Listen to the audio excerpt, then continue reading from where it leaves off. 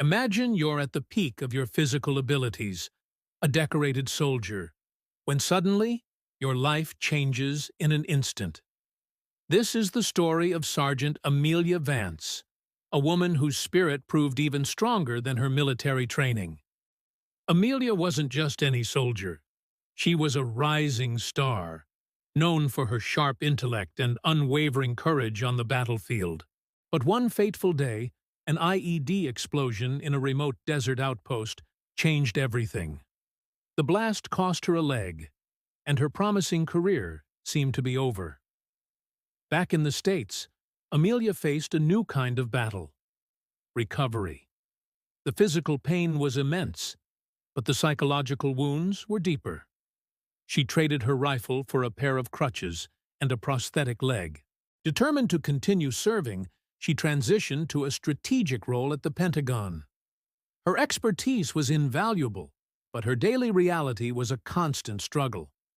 Simple tasks like walking down a hallway became monumental efforts, each step a testament to her resilience. Yet, in the hyper-competitive, physically oriented world of the military, some saw her crutches not as a symbol of sacrifice, but as a sign of weakness. One afternoon, Amelia was heading to a high-level briefing. As she navigated a crowded corridor, she passed a group of Navy SEALs, elite warriors at the pinnacle of physical prowess. They were laughing, full of bravado. As Amelia moved past, one of them muttered, just loud enough for her to hear, "Look at that! Guess they're handing out pity posts at the Pentagon now." Another chuckled, "Probably couldn't even handle a single push-up." The words hit Amelia like shrapnel. She bit her lip, her knuckles turning white as she gripped her crutches tighter. She had faced enemy fire, but this casual cruelty from her own comrades felt like a betrayal. She kept her head high and continued walking, their laughter echoing behind her like a bad dream. Just as she reached the briefing room door, it swung open.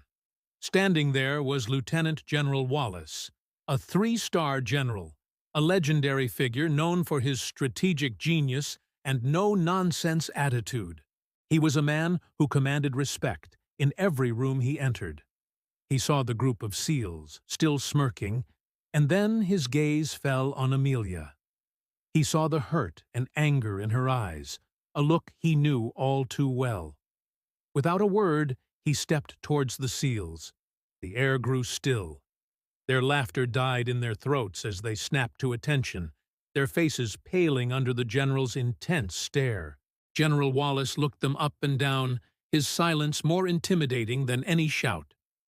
"Gentlemen," he said, his voice dangerously calm, "you see this soldier? You see her crutches?" He paused, letting the weight of his words sink in. "You see a weakness. I see a warrior who paid a price for the very freedom you enjoy."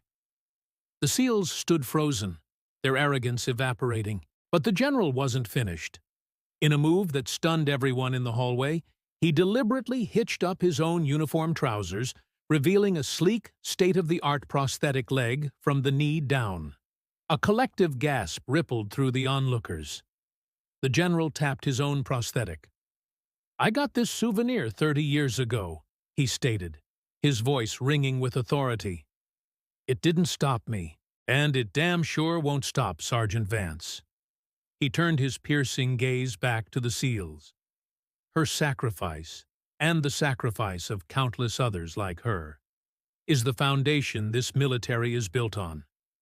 It is not something to be mocked. It is something to be honored.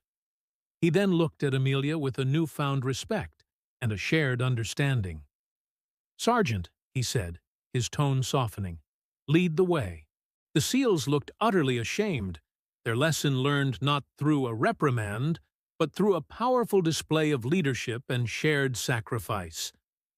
Amelia, with her head held high, entered the briefing room, not as a wounded soldier, but as the respected warrior she had always been.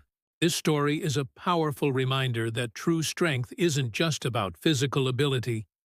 It's about resilience, courage, and the invisible scars we carry.